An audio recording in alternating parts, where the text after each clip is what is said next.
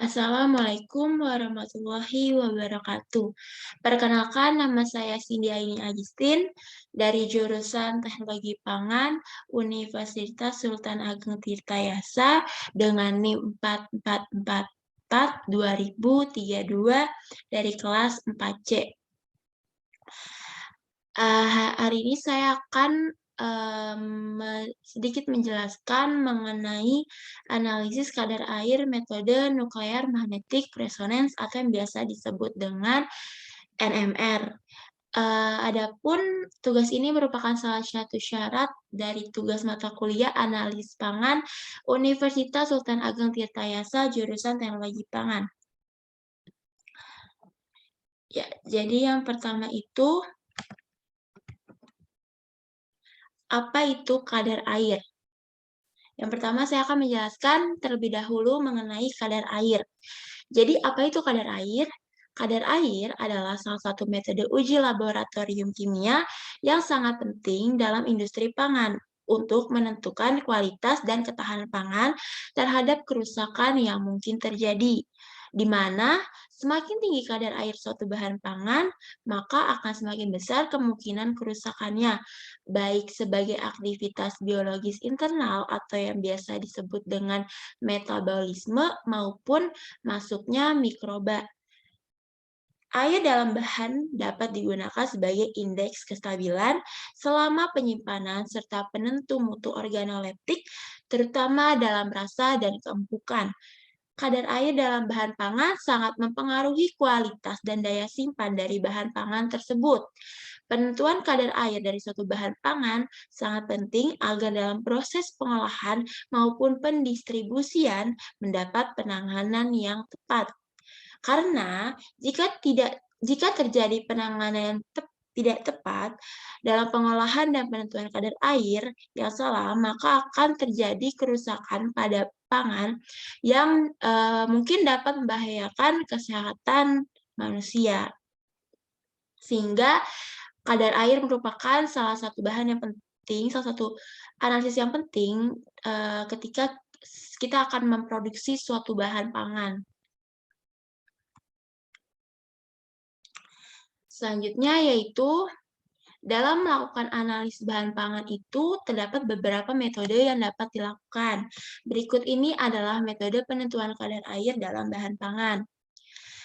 Seperti yang pertama itu ada pengeringan atau yang biasa disebut dengan termografimetri. Prinsip penentuan kadar air dengan pengeringan atau termografimetri ini adalah penguapan air yang ada dalam bahan dengan jalan pemanasan, biasanya dengan oven, gitu, dalam suhu yang 105 derajat Celcius. Kenapa 105 derajat Celcius? Karena titik didih air sendiri itu adalah 100 derajat Celcius. Kemudian yang kedua itu juga ada metode destilasi atau yang biasa disebut dengan termovolumetri ya. Metode destilasi ini digunakan untuk bahan yang banyak mengandung lemak dan komponen yang mudah menguap di samping air atau selain air. Kemudian kita juga bisa melakukan analisis kadar air dengan metode kimiawi seperti metode titrasi Karl-Fischer, kemudian bisa dengan metode kalsium klorida dan metode asetil klorida. Kemudian analisis kadar air juga bisa dilakukan dengan metode fisis seperti tetapan dielektrikum, daya hantar resistansi listrik atau resistensi, dan dengan menggunakan nuklear magnetic resonance. Nah, dalam penjelasan saya hari ini, saya akan menjelaskan mengenai analisis kadar air dengan metode nuklear magnetic resonance atau yang biasa disebut dengan NMR ini. Jadi, apa sih NMR? Apa sih itu nuclear magnetic resonance? Jadi, nuclear magnetic resonance atau NMR adalah suatu fenomena di mana inti atom dapat menyerap gelombang elektromagnetik pada frekuensi tertentu. Nah, nuclear magnetic resonance ini sangat berguna dalam berbagai bidang. Misalkan nih dalam bidang kimia, spektroskopi NMR ini dapat menghasilkan spektrum secara detail dari struktur kimia suatu molekul. Kemudian misalkan dalam dunia kedokteran, scan menggunakan NMR, yang biasa kita kenal dengan magnetic resonance imaging atau MRI. Nah, spektroskopi NMR atau nuclear magnetic resonance ini adalah salah satu jenis frekuensi radio yang didasarkan pada medan magnet yang berasal dari spin inti atom yang bermuatan listrik. Spektroskopi NMR ini didasarkan pada penyerapan gelombang radio oleh inti-inti atom tertentu dalam molekul organik. Nah, spektroskopi NMR ini mengidentifikasikan kerangka karbon hidrogen dari suatu senyawa organik.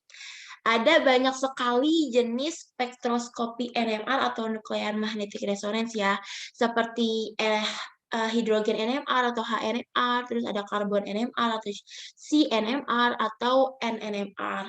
Kemudian dalam menjalankan spektroskopi NMR atau spektroskopi nuclear magnetic resonance itu dibutuhkan sebuah sinyal. Sinyal NMR ini dapat dipengaruhi oleh jumlah inti, kemudian bisa juga dengan rasio giromagnetik, kemudian bisa juga dengan berbanding terbalik dengan suhu, terus medan magnetik luar atau kekuatan medan yang digunakan, apakah kuat atau lemah.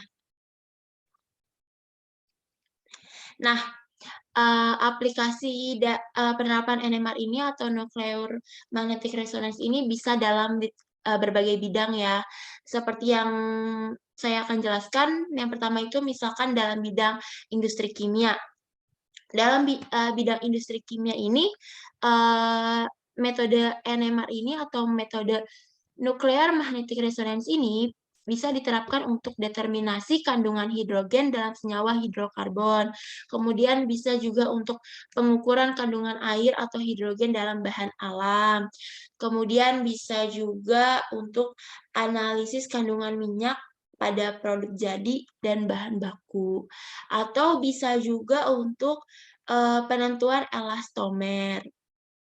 Kemudian bisa juga nih dalam bidang obat-obatan atau bidang kedokteran seperti yang saya jelaskan sebelumnya kan itu scan menggunakan NMR ya. Kalau misalkan dalam bidang obat-obatan itu metode NMR atau nuclear magnetic resonance ini bisa digunakan untuk mengetahui waktu relaksasi uji in vitro sebagai bahan perbandingan dengan hasil in vivo.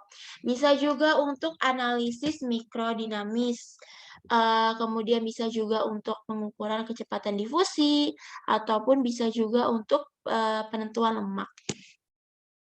Nah, selain itu, metode NMR atau nuclear magnetic resonance ini bisa juga diterapkan dalam industri pangan nih, industri makanan. Nah, dalam industri pangan, metode NMR atau nuclear magnetic resonance ini bisa digunakan untuk penentuan kandungan lemak padat di dalam suatu campuran. Kemudian bisa juga untuk determinasi secara cepat lemak atau air dalam bahan baku dan produk jadi. Kemudian bisa juga untuk mengukur penentuan sisa air dalam produk freeze dried. Kemudian bisa juga untuk mengukur kecepatan difusi makanan ataupun mempelajari ikatan air dalam bahan makanan seperti yang saya jelaskan hari ini. Selain itu, metode NMR atau nuclear magnetic resonance ini juga bisa diterapkan dalam ilmu material. Nah, metode NMR ini biasanya digunakan untuk mempelajari kemampuan koagulasi, kemudian mempelajari waktu relaksasi polimer, kemudian juga untuk mempelajari porositas dan permeabilitas batuan dan mineral bangunan, kemudian bisa juga untuk mempelajari stabilitas emulsi. Kemudian selanjutnya saya akan bahas mengenai intinya yaitu analisis kadar air dengan metode NMR atau nuclear magnetic resonance. Jadi pada umumnya analisis kadar air ini tuh dapat dilakukan dengan berbagai macam metode. Salah satunya yaitu metode nuclear magnetic resonance ini atau metode NMR ini. Nah, Dalam metode NMR ini terdapat berbagai macam jenis spektroskopi NMR yang dapat digunakan. Salah satunya yaitu NMR atau hidrogen nuklear magnetic resonance, di mana jenis spektroskopi ini dapat digunakan dalam melakukan analisis kadar air. Hidrogen atau HNMR ini adalah atom pertama dan yang paling banyak digunakan dalam spektroskopi resonansi magnetik. Pengukuran menggunakan resonansi magnet inti menghasilkan spektrum HNMR atau hidrogen NMR ini yang memberikan informasi mengenai jumlah setiap jenis hidrogen yang terdapat dalam suatu molekul dan sifat lingkungan dari setiap jenis atom hidrogen tersebut. Pada spektrum HNMR atau hidrogen nuklear magnetic resonance ini dapat menginformasikan lingkungan kimia dan jumlah atom hidrogen dalam setiap lingkungan dan struktur gugus yang berdekatan dengan setiap atom hidrogen. Adapun prinsip yang digunakan dalam metode spektroskopi NMR ini yaitu pada penyerapan energi oleh partikel yang sedang berputar di dalam medan magnet yang kuat. Adapun energi yang dipakai ini dalam pengukuran umumnya berada pada daerah gelombang radio antara 75 sampai 0,5 meter atau pada frekuensi 4 hingga 600 MHz yang bergantung pada jenis inti yang diukurnya. Berikut ini adalah sketsa dari alat nuklear magnetic resonance atau NMR ini. Jadi seperti yang ada di slide, objek yang ingin diketahui struktur dan sifatnya itu disimpan dalam suatu tabung yang dinamakan simple tube, di mana simple tube ini berada pada di sini, berada pada di antara magnet yang ada di alat dari NMR ini. Kemudian selanjutnya respon atau energi yang diserap dari atom akan direkam oleh detektor yang selanjutnya hasilnya dapat dilihat dalam bentuk spektrum. Hasil spektrum tersebut dapat membedakan struktur dan sifat dari suatu objek tersebut. Nih di sini tuh ada recorder, terus kemudian ada transmitter RF, kemudian ada simple tube, ada magnet controller. Nah, selanjutnya kan seperti yang sudah saya jelaskan sebelumnya bahwa hasil dari NMR ini dalam bentuk spektrum. Nah, cara membaca hasil spektrum dari nuklear magnetic resonance ini adalah dengan menentukan atau memperhatikan yang pertama jumlah sinyal. Nah, dengan memperhatikan jumlah sinyal ini dikarenakan jumlah sinyal ini tuh menunjukkan ada beberapa macam perbedaan proton yang terdapat dalam molekul. Kemudian juga memperhatikan kedudukan sinyalnya yang ditunjukkan oleh geseran kimia ppm yang menunjukkan jenis protonnya. Kemudian juga bisa dengan memperhatikan inti sinyalnya, perbandingan harga integrasi yang menyatakan perbandingan jumlah protonnya. Kemudian menentukan atau memperhatikan pemecahan atau splitting yang menjelaskan tentang lingkungan dari sebuah proton dengan proton lainnya yang berdekatan. Adapun cara penulisan data NMR atau nuclear magnetic resonance itu dengan geseran kimia atau ppm dalam jumlah Hm atau Joule Hertz. Selanjutnya yaitu adalah alat NMR atau nuclear magnetic resonance yang dapat dilihat pada slide ini. Adapun bagian penyusun dari alat NMR atau nuclear magnetic resonance ini yaitu ada magnetnya seperti yang saya sudah jelaskan sebelumnya pada sketsa alat NMR. Kemudian ada generator sweep, kemudian ada transmitter RF, kemudian ada kumparan transmitter, kemudian ada kumparan penerima, kemudian ada kumparan sweep, kemudian ada detektor dan penerima RF, kemudian ada recorder, dan ada sampel yang akan kita uji. Selanjutnya, saya akan menjelaskan mengenai kelebihan dan kekurangan dari penggunaan metode NMR atau Nuclear Magnetic Resonance ini. Jadi, ketika kita melakukan analisis kadar air, dengan metode NMR ini tuh ada kelebihan dan kekurangannya. Kelebihannya yaitu, dapat mengidentifikasi adanya senyawa organik dalam sampel, sehingga hasil yang diberikan itu lebih akurat dibandingkan metode yang lain. Nah, kekurangannya itu, eee alat yang digunakan itu dalam melakukan pengujian itu mengeluarkan biaya yang tidak murah, sehingga, eee, butuh butuh butuh harga lebih dalam melakukan uji dengan, NMR ini.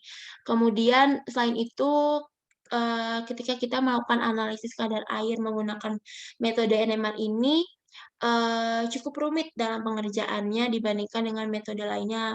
Misalkan metode gravimetri, itu kan dengan oven. Nah, dengan alat NMR ini lebih rumit dibandingkan penggunaan oven, gitu.